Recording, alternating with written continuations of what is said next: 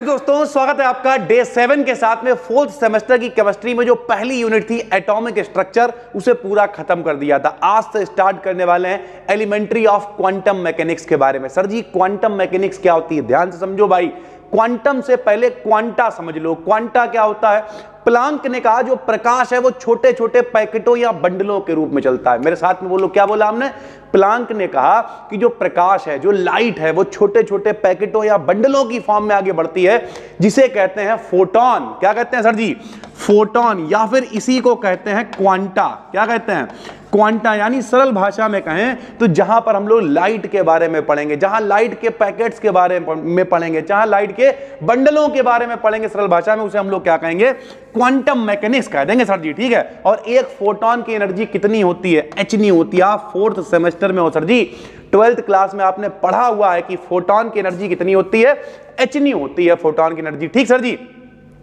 तो पहला जो ऑब्जेक्टिव क्वेश्चन बनेगा, क्वांटम मैकेनिक्स में वेव फंक्शन जो हम लोग लेते हैं, जिसमें x जो है x 0 से 2 पाई तक होता है। यानी 0 का मतलब 0 तो हो ही गया सर जी, ठीक है। और 2 पाई का मतलब पूरा 360, यानी जिसमें 0 से लेके पूरा 2 पाई तक सारी वैल्यूज मिल जाएंगी। वो कौन सा फंक्शन है? तो वो फंक्शन होता है भाई sine x plus cos x. क्यों sine x plus cos x? क्यों? क्योंकि साइन और कॉस ही दो ऐसी वैल्यूज हैं जिसमें बार बार वैल्यूज रिपीट होती हैं। -1 से लेके +1 तक सारी वैल्यूज मिल जाती हैं। इस तरीके से ग्राफ बनता है। देखो यहां से शुरू हुआ, प्रॉपर पूरा एक साइकिल आपको मिलता है। तो sign x plus cos x वो फंक्शन है जिसमें 0 से लेकर 2 पाई तक सारी वैल्यूज x की आपको मिल जाती हैं। ये बहुत इंपॉर्टेंट है भाई।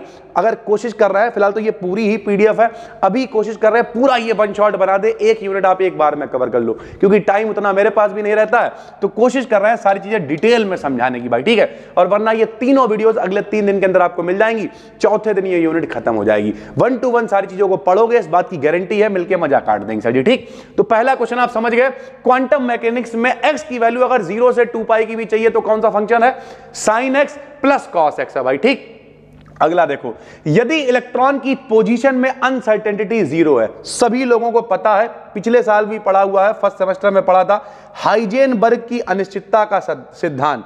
हेजनबर्ग अनसर्टेनिटी प्रिंसिपल क्या होता है बताओ? हेजनबर्ग ने कहा था कि अगर भैया मोमेंटम निकाल लोगे तो पोजीशन नहीं निकाल पाओगे, पोजीशन निकाल लोगे तो मोमेंटम नहीं निकाल पाओगे। दोनों की जो गुणा है या तो बड़ी होगी या बराबर होगी h/4 पाई के। दोनों की गुणा जो है या तो बड़ी होगी या बराबर होगी h/4 पाई के। दोनों की गुणा या बड़ी होगी या बराबर होगी h/4 पाई के। यानी दोनों की गुणा निश्चित नहीं है, अनसर्टेन है, सर्टेन नहीं है भाई, ठीक। तो हमने क्या करा, यदि इलेक्ट्रॉन की पोजीशन में अनसर्टेनिटी 0 है, पोजीशन में अनसर्टेनिटी 0 है, यानी अगर डेल्टा एक्स जो हम लोग नीचे ले आए, ले delta p is greater than और equal to h/4 pi, delta x को भेज दिया नीचे और कह रहा है ये डेल्टा एक्स क्या होता है? पोजीशन होता है, ठीक है। अरे यार अरे जो पंखा चल रहा है, इस पंखे का अगर आप वेग निकाल लोगे, पंखा चल रहा है, तो पर कौन सा कहां है? पोजीशन नहीं निकाल पाओगे। और अगर पोजीशन इस समय पता है क्योंकि ठंडा है पंखा, नहीं तो पोजीशन तो पता पर इधर है, लेकिन वेग कहां निकाल पा रहा है? इसका तो रुका हुआ भैया, 0 मामला हो गया। एक एग्जांपल दे रहा हूं आपको। तो कुल मिला के कह रहा अगर डेल्टा एक्स में अनसर्टेनिटी 0 है तो बताओ मोमेंटम में कितनी होगी? तो अगर डेल्टा एक्स का मान यहां 0 रख देंगे तो किसी के भी बटे में 0 होता है वो क्या हो जाता है? अनंत हो जाता है, इनफाइनाइट हो जाता है, इन्फिनिटी हो जाता है, जो आप बोलते हो। इसका मतलब मोमेंटम में अनसर्टेनिटी कितनी हो जाएगी? इन्फिनिटी हो जाएगी सर जी, ठीक है। चलिए अगला देखते हैं। अगला क्वेश्चन है, फोटो इलेक्ट्रिक इफेक्ट को किसने समझाया? आइंस्टीन ने बताया। आइंस्टीन ने अपनी एक इक्वेशन दी थी, इसी पीडीएफ में अभी आगे आ जाएगा। क्या इक्वेशन थी इनकी? 12 mv max² बराबर h माइनस का h0। क्या होता है सर जी? तुम नहीं समझोगे अभी, तुम सिर्फ इतना समझो कि फोटो इलेक्ट्रिक इफेक्ट को समझाया किसने? आइंस्टीन ने। सर जी क्या होता है फोटो इलेक्ट्रिक इफेक्ट? हम आपको बताते हैं, प्रकाश विद्युत प्रभाव। सर जी ये क्या होता है? कोई मेटल है, कोई धातु है, उस पर प्रकाश पड़ेगा, प्रकाश पड़ेगा तो क्या? उससे इलेक्ट्रॉन निकलने लगेंगे। प्रकाश, लाइट के कारण इलेक्ट्रॉन निकलना है, इसलिए उन्हें कहेंगे प्रकाश इलेक्ट्रॉन या फोटो इलेक्ट्रॉन कहेंगे। और इस इफेक्ट को कहेंगे फोटो इलेक्ट्रिक इफेक्ट। किसने भैया समझाया इसे? आइंस्टीन ने अपनी इक्वेशन के द्वारा समझाया सर जी, ठीक। चलो, फोटो इलेक्ट्रिक इफेक्ट में एमिटेड फोटो इलेक्ट्रॉन्स, ये देखो जो एमिटेड मतलब जो निकलने वाले इलेक्ट्रॉन है उन्हें फोटो इलेक्ट्रॉन्स कहते हैं, का नंबर डायरेक्टली प्रोपोर्शनल होता है। किस पे डिपेंड करते हैं वो? तो भाई किस पे डिपेंड करेंगे? इंटेंसिटी ऑफ इंसिडेंटल लाइट, यानी जो प्रकाश गिर रहा है उसकी तीव्रता पर। अगर लाइट की इंटेंसिटी ज्यादा है तो इलेक्ट्रॉन भी ज्यादा निकलेंगे, इंटेंसिटी मरा हुआ प्रकाश आ रहा तो इलेक्ट्रॉन निकल के ही नहीं आ पाएंगे। यानी कुल मिला के जो इलेक्ट्रॉन एमिट होते हैं, जो इलेक्ट्रॉन निकलते हैं, उनकी इंटेंसिटी किस पर डिपेंड करेगी भैया? इंटेंसिटी ऑफ लाइट पे। जितना ज्यादा प्रकाश उतनी तेजी से वो एमिट होंगे। ठीक सर जी। NLM किसका रिजल्ट है बताओ भाई? NLM किसका रिजल्ट है? पहले तो ये पता होना चाहिए NLM है क्या। हमने आपको बताया था क्वांटम नंबर्स होती हैं। बताओ कितनी क्वांटम नंबर्स होती हैं? 4। NLMS मुख्य दिगंशी चुंबकीय चक्रण, 4 क्वांटम नंबर्स होती हैं। ये चारों क्वांटम नंबर्स किसका सॉल्यूशन है? श्रोडिंगर वेव इक्वेशन का सॉल्यूशन है। श्रोडिंगर वेव इक्वेशन क्या होती है? श्रोडिंगर ने नया वाला मॉडल दिया। मॉडल में उन्होंने क्या बताया कि भैया जो छोटे छोटे पार्टिकल्स हैं वेव्स की फॉर्म में चलते हैं, वेव की इक्वेशन दे दी। इसके साथ साथ में ये सारी चीजों को एक्सप्लेन करने में किसने मदद करी थी? डी ब्रॉगली ने। ये पूरा एक फैलाया हुआ जाल है, डिटेल में कभी बताएंगे। फिलहाल समझो जो श्रोडिंगर ने वेव नेचर के लिए भैया इक्वेशन दी, श्रोडिंगर्स वेव इक्वेशन जो इन्होंने दी भाई, जिसमें इन्होंने बताया कि भैया परमाणु में क्या है, कुछ 3D ऑर्बिटल्स पाए जाते हैं जिन्हें SPDF कहते हैं। ये सारी चीजें सुनी है ना आपने छोटे क्लास में। तो वो जो इनकी इक्वेशन थी उसी का सॉल्यूशन कौन है? ये क्वांटम नंबर्स हैं भाई। ठीक है, अरे भाई इक्वेशन है, इक्वेशन डिफरेंशियल फॉर्म में है, उसे सॉल्व करोगे तो कुछ सॉल्यूशन आएगा। तो श्रोडिंगर का सॉल्यूशन क्या आया? NLM आ गया भाई, जो अपनी क्वांटम नंबर्स होती हैं। ठीक है सर जी। अगला क्या है?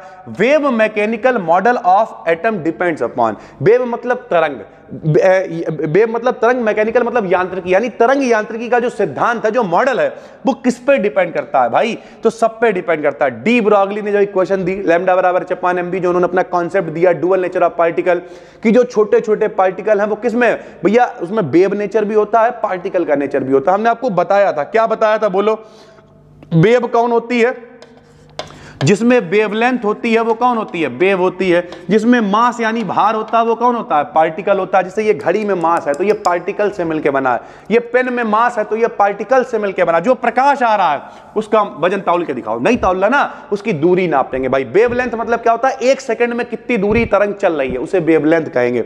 तो इस तरीके से भाई डी ब्रॉगली ने क्या कहा? Concept of dual nature of particle भी डिपेंड करेगा।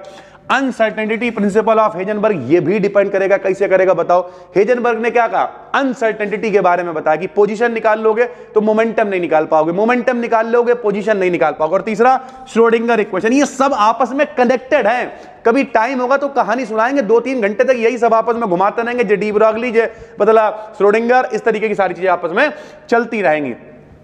तो ये जो मॉडल इनका है तरंग वाला, किसका? तरंग यांत्रिकी वाला जो ये मॉडल है, कौन सा? वेव मैकेनिकल मॉडल, इन सब पे डिपेंड करता है। तो अगर ये आ गया तो आपको ऑल ऑफ द अबव लगाना पड़ेगा। अगला क्या है? वह सिस्टम जिसमें n के साथ एनर्जी E डुअल पावर के रूप में बढ़ती है। भैया ये 1 डायमेंशनल, जिन बच्चों का डिस्क्रिप्टिव पेपर है ना सर जी, अगर कोई यूनिवर्सिटी वाला देख रहा है डिस्क्रिप्टिव पेपर उनका, सर जी कहां से पढ़े? मोस्ट इंपॉर्टेंट भाई, Compton effect most important, particle in 1 dimensional most important. ये सारी चीजें हमने पढ़ाई हुई हैं। यहाँ यूट्यूब पे भी सर्च करना particle in 1 dimensional box, BDKDN आ जाएगा।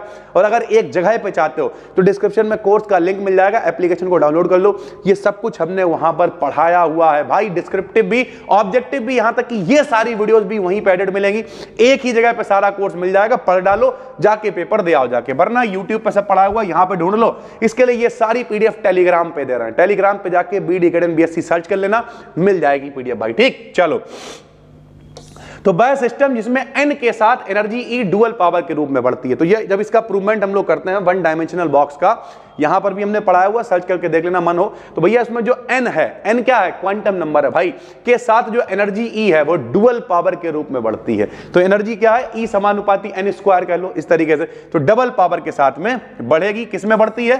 पार्टिकल इन 1 डायमेंशनल बॉक्स में बढ़ती है। उसके बाद सबसे अधिक एनर्जी किसकी होगी भाई? तो सबसे अधिक एनर्जी किसकी होगी? सभी को पता, हमने आपको अबाउ प्रिंसिपल बताया था। अरे 1s2 2s2, आगे की तरफ एनर्जी बढ़ती ना, इसकी सबसे कम, इसकी उससे ज्यादा, इसकी उससे ज्यादा।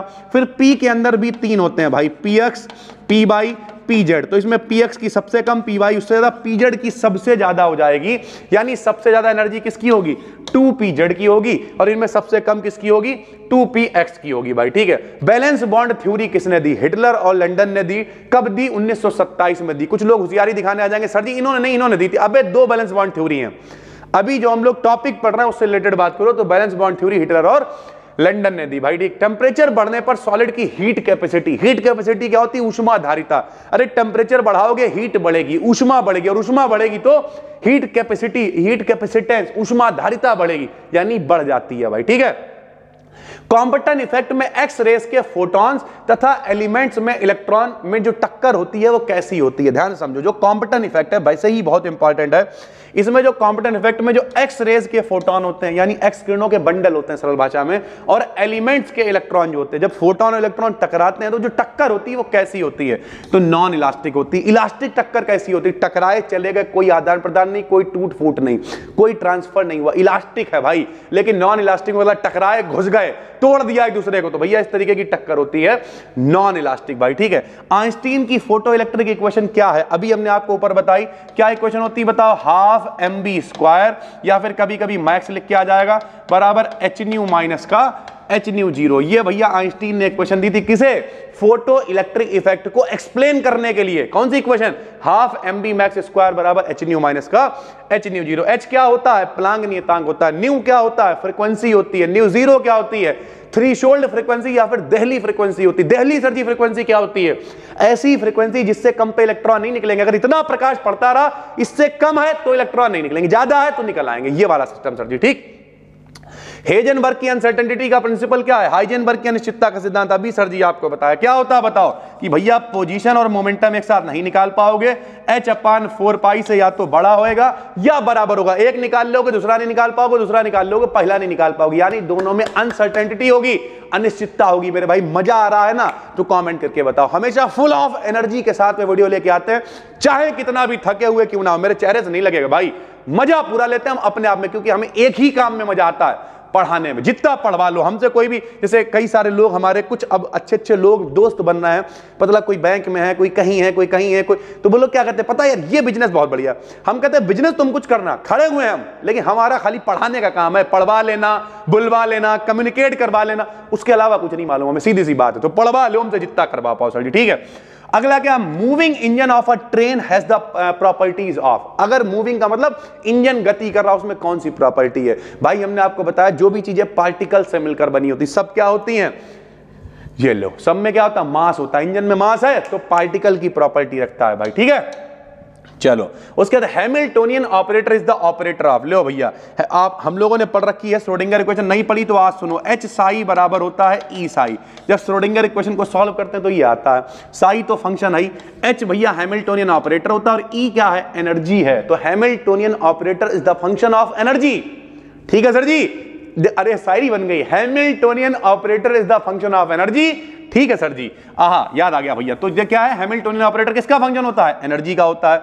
न्यूमेरिकल वैल्यू ऑफ प्लांक नियतांक का मान बताओ, प्लांक नियतांक क्या होता है, एच से लिखते हैं। प्लांक ने कहा कि प्रकाश जो है बंडलों की फॉर्म में चलता है, फोटोन कहते हैं, एक फोटोन की एनर्जी बताओ, एच न्यू होती है, एच प्लांक कांस्टेंट होता है, न्यू फ्रीक्वेंसी ऑफ लाइट होती है, आवृत्ति होती है। सर जी आवृत्ति क्या होती है, एक सेकंड में जो काम होता है उसे आवृत्ति कहते हैं। मम्मी ने चप्पल लेके सूद दिया, एक सेकंड में जितनी चप्पलें पड़ी वो चप्पलों की आवृत्ति हो गई, उसी तरीके से भाई फ्रीक्वेंसी, एक सेकंड में तार को पकड़ा खींच के छोड़ा, जितना वाइब्रेशन वो आवृत्ति उसकी फ्रीक्वेंसी होती है। सर जी ठीक है, क्या फ्रीक्वेंसी होगी, 6.6 गुणा 10 की घात माइनस के 34 जूल सेकंड, ये मान होता है numerical value of Planck's constant की वैल्यू होती है। The value of one Einstein, एक आइंस्टीन का मान किसके बराबर होता है, तो भैया जाहिर सी बात है NH न्यू के बराबर होता है एक आइंस्टीन का मान, ये आपको पता होना चाहिए। उसके बाद हैमिल्टोनियन ऑपरेटर को क्या, भैया जब इस इक्वेशन को सॉल्व करते हैं श्रोडिंगर इक्वेशन को, तो इस तरीके से हैमिल्टोनियन ऑपरेटर की कंडीशन बनती है, माइनस का H square upon 8 pi square M del square plus का वी, ये हैमिल्टोनियन ऑपरेटर का मान हो जाता है भाई, ठीक। इसी की जगह पे हम लोग आखिरी में क्वेश्चन में हैमिल्टोनियन ऑपरेटर एच कैप रख देते हैं भाई, ठीक। Who had explained successfully the photoelectric effect? अभी ऊपर बताया था फोटो इलेक्ट्रिक इफेक्ट को किसने एक्सप्लेन करा, तो भाई आइंस्टीन ने एक्सप्लेन करा। इसके लिए इन्होंने समीकरण भी दी थी, जो समीकरण आपको ऊपर दिखा चुके हैं। अगला बताइए, टाइम इंडिपेंडेंट श्रोडिंगर्स इक्वेशन में बी रिटन एज, ये देखो वही आ गया भाई, अभी जो हम आपको दिखा रहे थे कि एच साई बराबर क्या है, एच साई बराबर ई प्लस बी साई लिख लो, और या फिर वी भी इधर ला के सॉल्व कर लेते तो सिर्फ ई साई हो जाता है। तो जो ऑब्जेक्टिव विकल्प में होता है वो लगा देते हैं। डी ब्रॉगली की इक्वेशन क्या थी बताओ, डी ब्रॉगली की इक्वेशन थी लैम्डा बराबर एच अपान एम बी थी। डी ब्रॉगली ने डुअल नेचर ऑफ पार्टिकल दिया, बोले कोई छोटा पार्टिकल अगर जब गति करेगा तो भैया अपने पीछे तरंग छोड़ता हुआ जाएगा, उस पार्टिकल का कुछ मास भी होगा, तो पार्टिकल का मास होगा यानी उसमें क्या होगा भैया, वो पार्टिकल की भांति भी बिहेव करेगा और तरंग छोड़ता हुआ अपने पीछे जाएगा, तो वेव नेचर भी पाया जाएगा, दोनों नेचर होंगे। इसे ही हम लोग क्या कहेंगे, डी ब्रॉगली का डुअल नेचर ऑफ पार्टिकल। इसे समझाने के लिए नेचर को एक इक्वेशन दे दी, लैम्डा बराबर h upon m v, m into v mass into velocity को मोमेंटम कहते हैं, तो एच अपान पी लिख के आ जाए, एच अपान बी लिख के आ जाए, जो लिख के आ जाए उस पर टिक कर देना मेरे भाई। अगला देखो, according to Stefan fourth power law, Stefan का भैया नियम क्या होता है, ई समानुपाती, जे लो ई समानुपाती टेम्परेचर की पावर 4। यहां से क्या करा, समानुपाती यानी डायरेक्टली प्रोपोर्शनल हटाया, एक कांस्टेंट इन्होंने सिग्मा लगाया, टी की पावर 4। सिग्मा क्या होता, स्टीफान कांस्टेंट होता। जो बच्चे यहां तक देख रहे हो वाकई में सीरियस हो, जाओ सर्च करके कमेंट करके बताओ स्टीफान जो कांस्टेंट होता है, जो स्टीफान नियतांक होता है, उसकी वैल्यू कितनी होती है। फटाफट से कमेंट करना, देखेंगे बैठ के हम कितने लोग सीरियस हैं। कई लोग कमेंट कर सर जी 4th सेमेस्टर को भूल गए, भूले नहीं है, ऑडियंस है यहां पर 200 300 400 आदमी, वो भी रो रो के चलो कल देख लेंगे वीडियो। भाई देख रहे हो कितनी मेहनत लग रही, कितनी रिसर्च है इसमें। कमेंट करके बताना स्टीफान कांस्टेंट की वैल्यू, ठीक है सर जी। अगला देखिए, डेवी की जो हीट कैपेसिटी है, वही जो ऊष्मा धारिता कह सकते हो, इज डिपेंडेंट, किस पे डिपेंड करती है, तो टेम्परेचर पर डिपेंड करती है। अभी ऊपर लिख चुके हैं, जब टेम्परेचर बढ़ेगा तो हीट बढ़ेगी, हीट बढ़ेगी तो उसकी कैपेसिटी यानी कैपेसिटेंस बढ़ जाएगा, ऊष्मा धारिता। ये देखो अभी बताया आइजेन वैल्यू क्या होती है, आइजेन वैल्यू क्या होती है भाई, 4-5 कंडीशनें होती हैं, ठीक है, 4-5 कंडीशनें, भला 1 2 3, जो साई अगर उन सारी कंडीशनों को फॉलो कर लेता है तो वो वैल्यूज को आइजेन वैल्यू कहते हैं और उन फंक्शंस को आइजेन फंक्शन कहते हैं। जैसे साई मस्ट बी इन्फिनिटी, अनंत मतलब मान होना चाहिए, इस तरीके से बहुत, Sai must be 0 at infinity, Sai का मान अनंत पे 0 होना चाहिए, इस तरीके से कुछ कंडीशनें होती हैं कि ये वैल्यू होनी चाहिए, ये वो कंडीशनें अगर फॉलो हो जाती हैं तो उसे आइजेन वैल्यू कह देते हैं, उन फंक्शन को आइजेन फंक्शन कह देते हैं। और ये इसका कंडीशन होती है एच साई बराबर ई साई सर जी, ठीक है।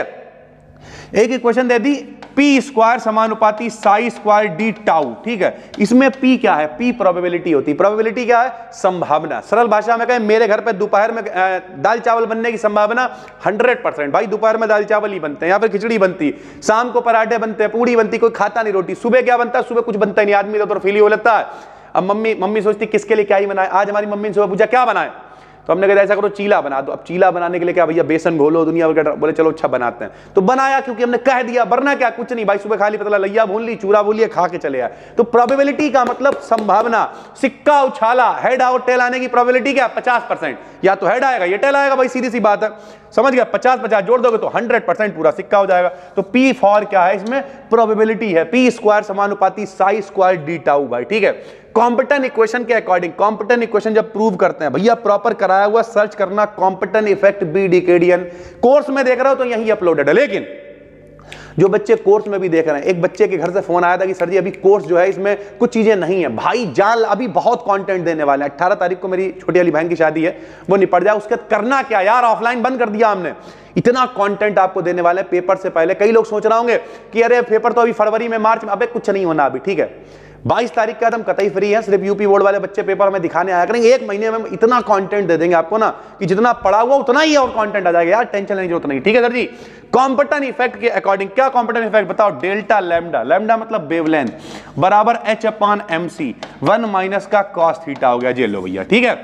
ये होता है कॉम्पिटन इक्वेशन। श्रोडिंगर इक्वेशन क्या होती है, लो भाई श्रोडिंगर इक्वेशन देखो, सीखो। पढ़ना सीखो, श्रोडिंगर इक्वेशन पढ़ना सीखो। क्या होता है, डेल टू साई बटे में डेल एक्स स्क्वायर, ऐसे बाइक ये 3D इक्वेशन लिखी हुई है, डेल टू साई बटे del y square plus del two psi बटे डेल जेड स्क्वायर प्लस का 8 पाई स्क्वायर एम बटे में एच स्क्वायर ई माइनस का बी साई बराबर 0। कई बार यहां पे ए लिख देगा, बी लिख देगा और पूछेगा ए बी का मान बताओ, तो भाई बराबर में 0 होता है क्वेश्चन में, ये याद रखना। तो अगर ए लिख के आ जाए, बी लिख के आ जाए, एक्स कुछ भी लिख के आ जाए, मान पूछे तो मान कितना हो जाएगा, 0 हो जाएगा सर जी, ठीक है। उसके बाद लैम्डा जो होता है, लैम्डा ये ग्रीक लेटर है। अब ग्रीक में ये किस नंबर पे आता है, तो ग्रीक का भैया ये 11वां लेटर होता है, ये आपको पता होना चाहिए सर जी, ठीक। चलो, पाई इलेक्ट्रॉन्स में होते हैं अनसैचुरेटेड। भैया अनसैचुरेटेड क्यों हाइड्रोकार्बन होंगे, क्योंकि भैया जितने भी सिंगल बॉन्ड होते हैं उन्हें सैचुरेटेड कहते हैं, लेकिन सिंगल बॉन्ड सिग्मा बॉन्ड होते हैं। डबल बॉन्ड में एक सिग्मा एक पाई होता है, ट्रिपल बॉन्ड में एक सिग्मा 2 पाई होते हैं, और पाई वाले डबल या ट्रिपल का मतलब अनसैचुरेटेड, असंतृप्त जिसे आप कहते हो, तो भैया पाई इलेक्ट्रॉन किसमें होंगे, अनसैचुरेटेड हाइड्रोकार्बन में, ठीक है। लिथियम का कॉन्फ़िगरेशन अगर आपसे पूछ ले, लिथियम का नंबर, हाइड्रोजन हीलियम लिथियम कितना नंबर होता है, 3। कैसे बनाओगे, 1s2 2s1, सीधी सी बात है, 2 और 1 3। अरे भैया गाना तो आता है ना आपको, प्रॉपर पढ़ा है वो, ऑफ-बाउ रूल सर्च करना बीडी के 1s2 2s2 और 2p6 3s2 3p6 4s2 3d10 3d10, पूरा नहीं भी पढ़ा होगा तो जो एटॉमिक स्ट्रक्चर जहां से ये सीरीज शुरू हुई अगर आपने वो देखी होगी तब भी आपको पता होगा कि कैसे भैया विन्यास बनता है। अगला देखो, रेडिएशंस की पार्टिकल नेचर को स्थापित करने के लिए एक्सपेरिमेंट किसने किया, तो भैया देखो वेव नेचर के लिए एक्सपेरिमेंट किसने, डी ब्रॉगली ने, डेविएशन जर्मन ने, इनने सबने करा। पार्टिकल नेचर को किसने एक्सप्लेन करा, तो भैया एच कॉम्पटन इनका नाम था, इसके लिए उन्होंने एक्सपेरिमेंट किया, कॉम्पटन इफेक्ट बाद में वो कहलाया भाई, ठीक है। तो रेडिएशंस के पार्टिकल नेचर को बताने के लिए किस मेटल की सरफेस पर सनलाइट एब्जॉर्ब हो जाती है, तो भैया ब्लैक बॉडी। जो भी ब्लैक बॉडी होगी माना जाता है कि आदर्श कृष्णिका होती है, ब्लैक बॉडी ज्यादा से ज्यादा प्रकाश को एब्जॉर्ब कर लेती है, ठीक है। तो ब्लैक बॉडी क्या करती है, मतलब बहुत ज्यादा, इसकी कह सकते हैं कि एब्जॉर्प्शन पावर 100% मानी जाती है, सारे प्रकाश को एब्जॉर्ब कर लेती है, ठीक है sir ji.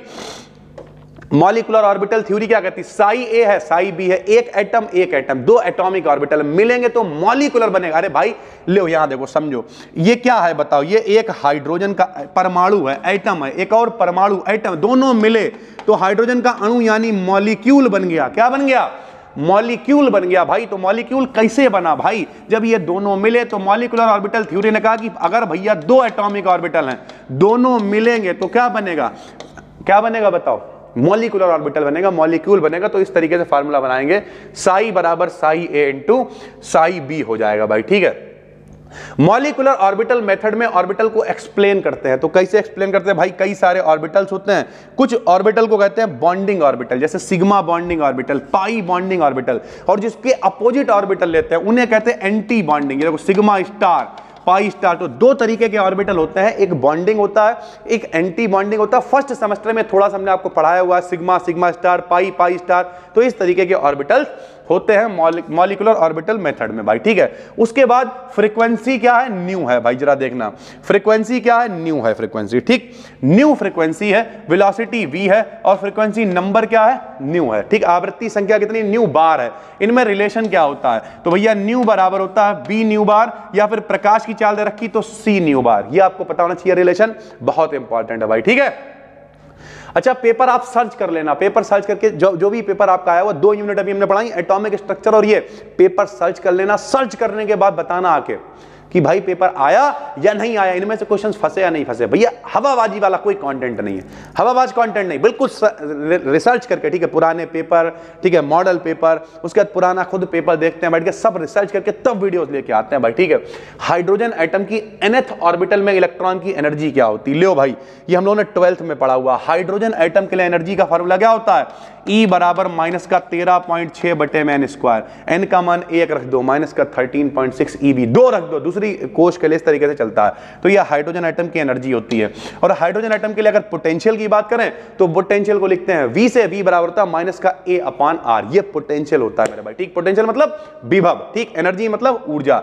SI unit of frequency, frequency मतलब आवृत्ति का मात्रक बताओ, 2 मात्रक भैया, हर्ट्ज एक तो मात्रक होता है, क्या मात्रक होता है, हर्ट्ज मात्रक होता है, दूसरा प्रति सेकंड। आवृत्ति के बारे में बहुत ज्यादा हर्ट्ज ने नहीं बताया था इनके दोस्तों ने बताया था, लेकिन हर्ट्ज भैया इनका जन्मदिन था, थोड़ा सा भौकाल था, तूने अरे चलो इसके नाम पे हर्ट्ज रखवाया जा रहा है, तो इनके नाम पे चला दिया भैया। इसलिए आवृत्ति का मात्रा क्या होता है? हर्ट्ज होता है। अगला बताओ, हाईएस्ट एनर्जी ऑर्बिटल्स आर, यानी जो बहुत ज्यादा एनर्जी वाले ऑर्बिटल होते हैं वो कैसे होते हैं? या तो एम्प्टी यानी खाली होते हैं, या फिर एंटी बॉन्डिंग ऑर्बिटल होते हैं, स्टार वाले। अरे जो खाली आदमी है उसी की एनर्जी बहुत ज्यादा, जैसे हम हैं, इतना प्रेशर है मेरे ऊपर, इतना काम है भैया, इतना सब कुछ कि ये कर लो वो, तो हमारे पास एनर्जी मेरी बहुत ज्यादा दिखेगी, लेकिन रियल में क्या एनर्जी मेरे पास होगी? कुछ नहीं, पड़े हुए हैं। और एक आदमी कतई खाली है, इधर कूदेगा उधर कूदेगा, इसे देखेगा उससे बात करेगा, तो जो खाली ऑर्बिटल है एंटी बॉन्डिंग वाला, जो बेचारा बॉन्डिंग ऑर्बिटल फंसा हुआ, उसकी एनर्जी इतनी ज्यादा नहीं होगी। हालांकि जब तक ये वीडियो शूट होती है, ये यूट्यूबर बनने का ये बहुत बड़ा फायदा है, जब तक ये वीडियो शूट होती है, पहले कतई मन नहीं है, बैठे हो सन्नाटे में, लगाया और फिर देखिए कि एनर्जी आ गई, लगभग आधे घंटे 1 घंटे के लिए आपको बिल्कुल ये नहीं लग रहा होगा कि इतनी देर पूरी वीडियो अभी शूट हो गई है, कोई भी कमी है, कुछ कमी नहीं भाई, फुल एनर्जी के साथ में आओ। क्या दिक्कत है यार? पेशेंस रखो और जो काम आपको करना है वो अच्छे से करो भाई, ठीक। फिर क्या है, किसी मैथमेटिकल फंक्शन, अच्छा एक फंक्शन को दूसरे फंक्शन में बदलने के लिए किसका प्रयोग करते हैं? ऑपरेटर का। जब आप 5th सेमेस्टर में पहुंचोगे वहां पे ऑपरेटर पढ़ाएंगे आपको, बहुत सारे ऑपरेटर पढ़ाएंगे भाई, ठीक है। तो क्या होता है, मैथमेटिकल फंक्शन को, एक फंक्शन को दूसरे में बदलने के लिए क्या करते हैं? उस पर ऑपरेटर लगा देते हैं, चाहे वो हैमिल्टोनियन ऑपरेटर हो और भी बहुत सारे, लैग्रेंजियन ऑपरेटर हो, बहुत सारे ऑपरेटर्स होते हैं जो आपको 5th सेमेस्टर की फिजिक्स में देखने को मिलेंगे। फिलहाल तो अभी हम लोग केमिस्ट्री पढ़ रहे हैं सर जी, ठीक है, इसकी फिजिक्स भी आपकी करानी है, जूलॉजी, बहुत सारा काम है मेरे पास। और किसी मॉलिक्यूलर ऑर्बिटल थ्योरी को कंट्रीब्यूशन करने के लिए किसे नोबेल प्राइज दिया गया? तो मुलिकन थे, इन्होंने थोड़ा सा विस्तृत फॉर्म दिया, थोड़ा सा समझाया, मॉलिक्यूलर ऑर्बिटल थ्योरी को थोड़ा सा एक्सटेंड करने में मदद करी, तो इन्हें आरएस मुलिकन को मॉलिक्यूलर ऑर्बिटल थ्योरी को एक्सप्लेन करने के लिए या फिर उसमें कंट्रीब्यूट करने के लिए नोबेल प्राइज दिया गया। नोबेल प्राइज एक बड़ा प्राइज होता है जो मेरे भाई अगर किसी को मिले, हम तो कहेंगे भाई हमें कोई दे जाए आके, हालांकि ऐसा नहीं मिलता है भाई, ठीक है, उसके लिए बहुत सारी चीज़ें होती हैं और तब आपको नोबेल प्राइज वगैरह मिल पाता है, ठीक। तो पूरा पोर्टफोलियो, बहुत सारी चीज़ें होती है, बताएंगे कभी डिटेल में, उसके लिए हमने कल्लू एकेडमी बनाई है, वहाँ पे सिखा रहे हैं सारी चीज़ें। यहाँ पर मेरे भाई वीडियोस आपके लिए लेके आते रहेंगे। ये दूसरी यूनिट का लगभग 1 शॉट हमने कवर कर दिया है। आप मान के चलो इसका केवल एक टेस्ट ले लेंगे या फिर क्या है, एक वीडियो और बना देंगे जो भी छूटा छाटा बचा होगा, ठीक है। एक यूनिट में आप 60 के करीब विकल्प पढ़ लेते हो, 8 यूनिट्स हैं, 8 से 48, 500 विकल्प पढ़ के जाओगे, इस बात की गारंटी है, मौज काट दोगे। डिस्क्रिप्टिव डिटेल में पढ़ना चाहते हो, डिस्क्रिप्शन में लिंक पड़ा हुआ है, जाके कोर्स परचेज कर लो। अभी भैया 26 जनवरी से ऑफर हटवाया नहीं हमने, क्योंकि कई बच्चे करते हैं अभी हो नहीं पा रहा है, तो कोई दिक्कत नहीं, वो अभी चल रहा है और हम भी थोड़ा सा इधर बिजी हैं, तो हमने कहा चलो यार बच्चे ले रहे हैं, लेने दो, कोई दिक्कत नहीं है, हम भी जब फ्री हो जाएंगे तब उसे सारी चीज़ों को सही करा देंगे। तो मात्र 399 रुपए में उसमें डिस्क्रिप्टिव, ऑब्जेक्टिव, ये वाले नए वीडियो सब ऐड होकर मिल रहे हैं, पीडीएफ वगैरह सब उसी में पड़ी हुई है, जाके देख लो भैया, डिस्क्रिप्शन में चेक कर लेना, या फिर ये पीडीएफ आपको मिल जाएगी टेलीग्राम, जहां पे 50,000 के करीब लोग जुड़ चुके हैं BD BSc पे, वहां पे जाके इस पीडीएफ को देखो और यहीं पे पढ़ते रहो मन लगा के, वीडियो सुबह आपके लिए लेके आ रहे हैं। बस दोस्तों, फिर मिलते हैं, तब तक के लिए धन्यवाद। कैसी लगी ये वीडियो कमेंट करके जरूर बताना, और भाई एक रिक्वेस्ट है, सब्सक्राइब जरूर कर लेना अगर पहली बार देख रहे हो। इंस्टाग्राम पे फॉलो करो BD को, बहुत जल्द हम लोग 7,000 फॉलोअर्स के करीब हैं। फिर मिलते हैं, तब तक के लिए धन्यवाद, थैंक यू।